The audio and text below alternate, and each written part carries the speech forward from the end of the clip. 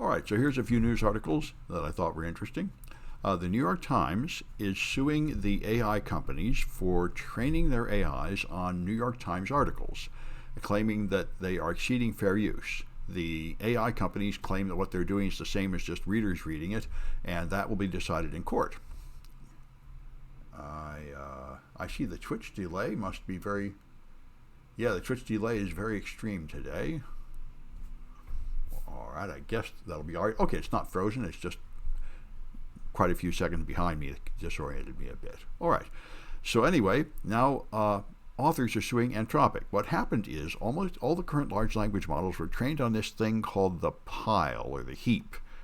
Yeah, the pile, and it included a whole lot of things it probably shouldn't have. Like it included some alt-right sites that are full of lies, and apparently included a whole bunch of pirated, copyrighted books. So they trained on these copyrighted books without permission and without paying royalties, and so they're being sued for that. So anyway, we'll see what comes of that. Now, in the case of the New York Times made their old articles visible without forcing you to log in. So they have some argument that to some degree, reading that stuff is fair use. But I don't know how they're going to defend themselves when they're using pirated, copyrighted stuff that was not deliberately exposed on the internet without a login. All right, and we'll get back to this one in a few minutes.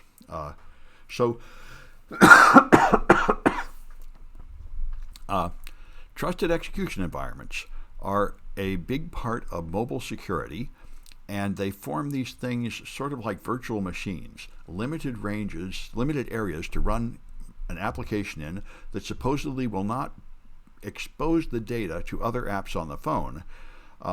But it turned out they found a bunch of serious vulnerabilities in these trusted execution environments, 14 zero-day vulnerabilities, a lot of which have not been patched yet. And they say billions of portable devices are vulnerable to this. So it's apparently a very broad flaw in these devices.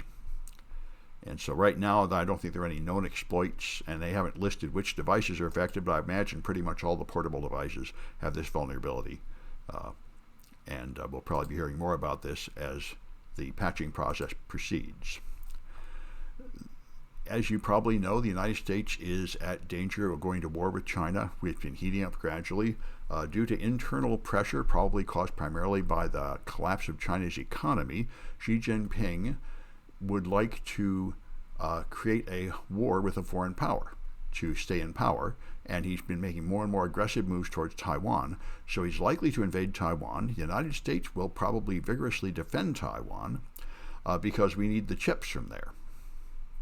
So the Pentagon will have to do something, and what they say they're planning to do is one of the things they're going to do is a huge fleet of drones. China is likely to attack with a whole fleet of drones, and the U.S. is likely to defend with a whole fleet of drones. So that will probably be part of what happens. Dmitry Alperovich, who is high up in the company CrowdStrike, has said he expects the U.S. to be in a shooting war with China in the year 2028, and he even has a specific date he expects it to start. I certainly hope he's wrong, but over the last 5 years, I've just seen the hostility between the U.S. and China rise and rise and rise, and it's still rising. So we're heading in that direction. Cornel West is a candidate for president, extremely unpopular one. Many surveys and polls have shown him at 0% behind even JFK Jr. And now his campaign is doing ridiculous things.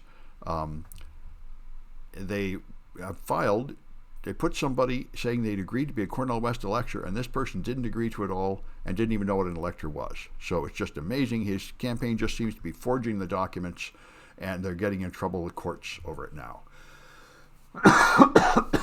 So he's insignificant and sinking and probably going to end up with a lot of legal trouble. This is something that happens pretty often, and indeed, I saw this happen with Liz, who teaches the pen testing classes here when she found a serious vulnerability at DEF CON. EFF is the Electronic Frontier Foundation. They're a wonderful group. They provide legal help for people. One of their lawyers has helped me many times. And so there was a security researcher who investigated something and found Dennis Gliza found a vulnerability in something. I'm not remembering what it was. Yeah, DigiLock. He found a vulnerability in a digital lock company, and he contacted them, and they agreed to let him present it at DEF CON. And right before his talk, they sent him a cease and desist letter, threatening him with legal prosecution if he gave his talk, and the EFF was able to resolve that quickly so he could still give his talk, which is very nice. This tends to happen to people that find anything important in the world of security. The companies try to sue you to make you shut up because they almost always prefer to just hide their flaws rather than actually admit them and fix them. Only the more mature companies will admit they have problems and fix them these days. And gradually more and more are beginning to wake up to what is what you have to do. Anyway, the last one I wanted to show you in the way of news, particularly related to this class, is this very interesting thread on Mastodon. This guy went and picked up a NUC, which is a network server of some type. In fact, let me look it up again. I looked up before. I don't forgot what NUC term. NUC, Next Unit of Computing, a backbone computer. So apparently these are little computers people buy. He went and bought one and wondered if they had cleaned the previous data off. Now, whenever you throw away computers, you have to clean off the old data. If you don't, the next person who owns it can retrieve that data from it. Same thing's true of cell phones and everything else, although iPhones have a very good restore to factory default setting, which you can use, which really cleans your phone so you can sell it safely. But most phones don't have that.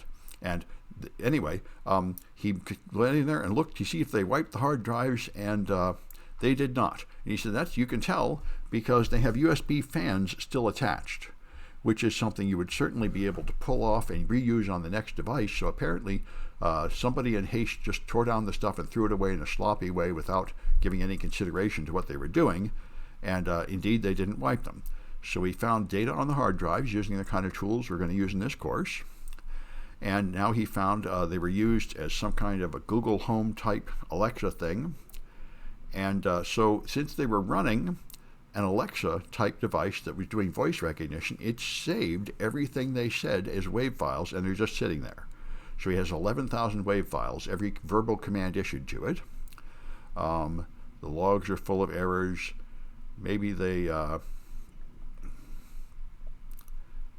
Okay, and he said it's not even last time he found an IoT device, Internet of Things device, full of all kinds of old data.